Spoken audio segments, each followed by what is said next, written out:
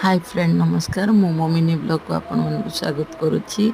आज बनैबा पनीर भर्ता आम घरे केते सहजरे बनई पारिया पनीर भर्ता सेटा आसतु मु देखी कम मसला कम तेल रे कि भली आम हेल्दी खाइबा बनई पारिया। पनीर बनैया हमको अदा पियाज रसुण पेस्ट दरकार, चॉप होइतिबा पियाज, चॉप होइतिबा कैप्सिकम, काजू, कस्तूरी मेथी जीरा दरकार आउ होममेड लंका गुंड किछि करी पाउडर आउ हलदी आउ लुण स्वाद अनुसार लुण देबे।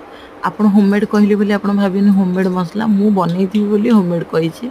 अल्प तेल देबे, टिके फुटण देबे नहले पिता अंश आसीबो पनीर रे। पियाज देबे ता देहरे कैप्सिकम भी ऐड कर देबे।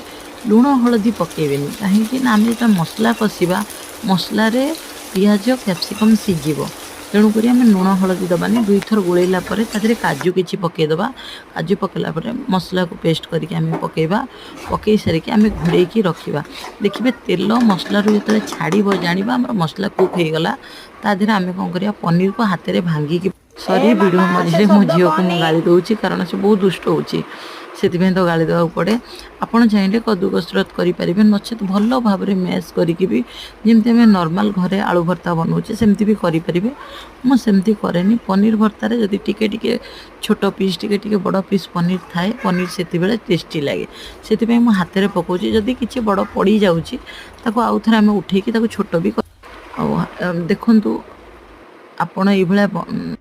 आपण ये भांगिकी छोट छोट कर पकई करूँ। आउ मझे टिके टिके घोड़े कहीं ना पनीर मसलाटा ऑब्जर्व करिवो तो भल लगे टेस्टी लगे खायापी।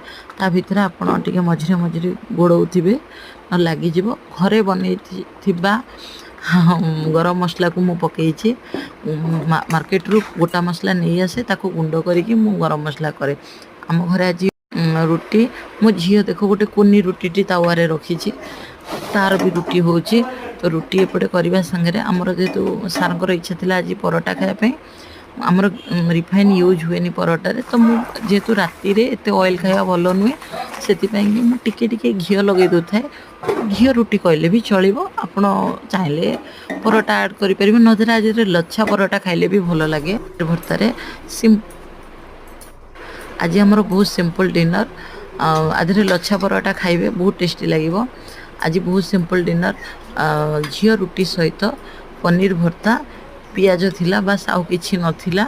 आ मो झीर बापांगर मु प्लेट टी लगे देछे। भल लागितले वीडियो को शेयर करिवे लाइक करिवे। रहिली नमस्कार।